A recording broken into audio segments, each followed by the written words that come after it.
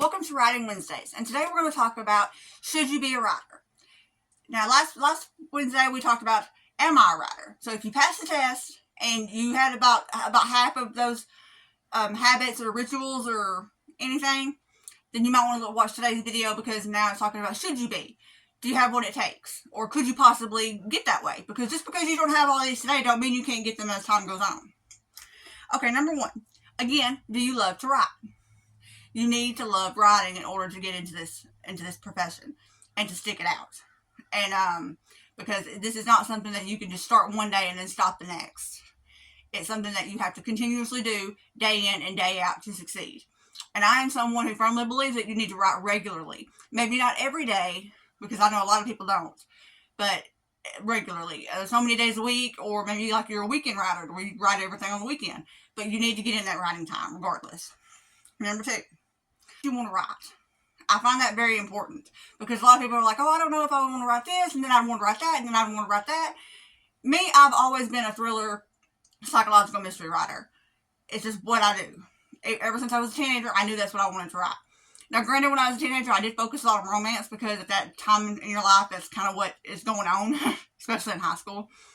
That's what your mind is focused on.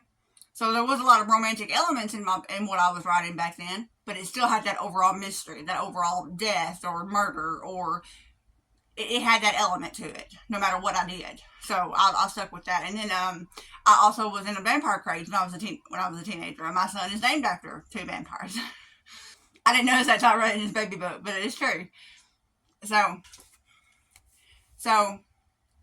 know what you want to write. If you want to switch it up on occasion, like I remember Sandra Brown years ago, she used to be big in the romance genre. I loved her romance books, and now she writes thrillers. I can't get into her thrillers the way I could her romance. It's just not something that I can get into. I may give it another try here eventually, but when I first started trying to read her thrillers, I couldn't get into them. So be cautious about what you write, and the fact that when you change genres, it could change your audience, and your audience may not follow you. Okay, number three, are you self-motivated? This is not a job where your boss is looming over you, waiting for you to get stuff done. I've had jobs to where bosses stay right up under me, and I don't need that. I'm very self-motivated. You give me a list, and I'm going to start checking off that list. That's just what I do. And some jobs that I've left, they put other people in those positions who did not do very well because they were not self-motivated. So you need to be the one to make yourself get up and be like, okay, this needs to get done. I got to get it done. There's no one going to be there to push you to do it. You have to do that.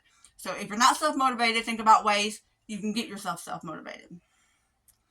Are you disciplined? Again, having the motivation is one thing. Having the discipline is another thing. You have to have the discipline to sit down and do the work. Granted, to me, drafting is the fun part. Editing is the hard part. And I'm also an overwriter, so I have to cut a lot. So if you notice that you have the motivation and yet you can't find the discipline, then start small. Start with 10-minute increments throughout the day, and just try to write for that, and then gradually increase it. That's what I did when I started trying to get back into my writing habit. Back in the day, I could write for 30 minutes, no problem, and now I'm lucky if I can do 10. But I've gradually increased it over time, and now I can write 30 minutes again, no problem.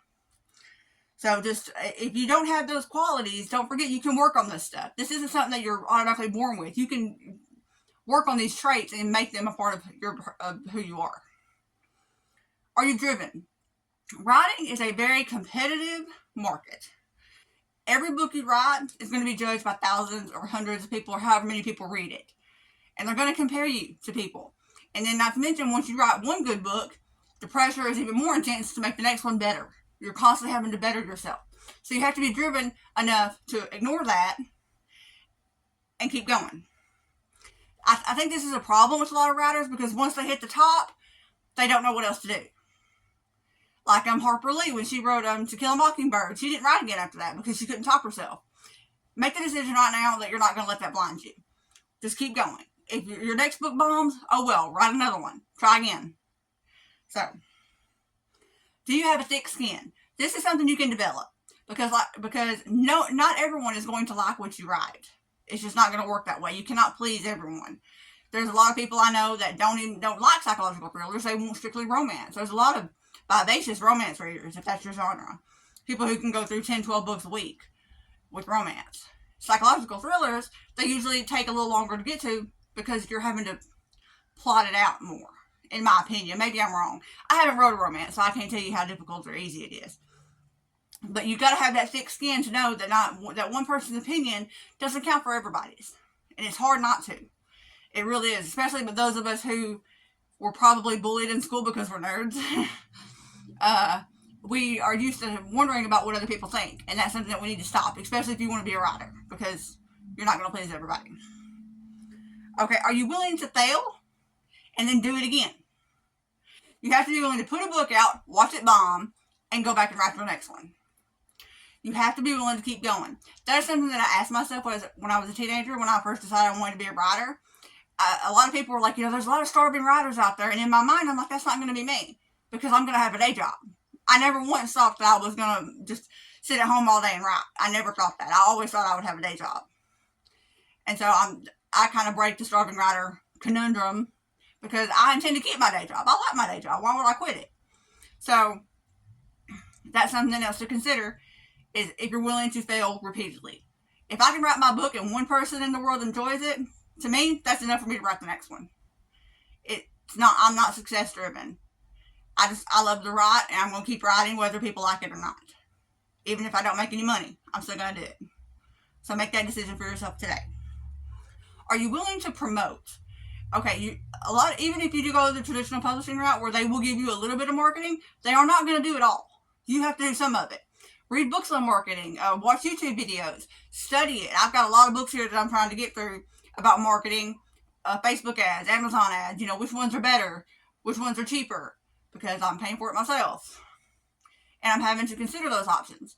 So you have to be willing to promote your work, because no one else is going to do it for you. Now, once you get it started, word of mouth will help. That will help, but you have to get to that point. You have to get people to reading your work and talking about it. And that's the hard part. That's where you have to promote. Are you willing to grow? As a writer, your first book is usually always your worst one, because after that, you get better and better as you continue to write, which is why someone like Harper Lee, it breaks my heart that they hit the top and then they stop writing. That just bugs me, because I'm like, if they were that good to start with, imagine what they could have done later on. Even if the next book bombs, later on they could have wrote something 20 times better. As a writer, you're going to continue to grow, and you're going to have to keep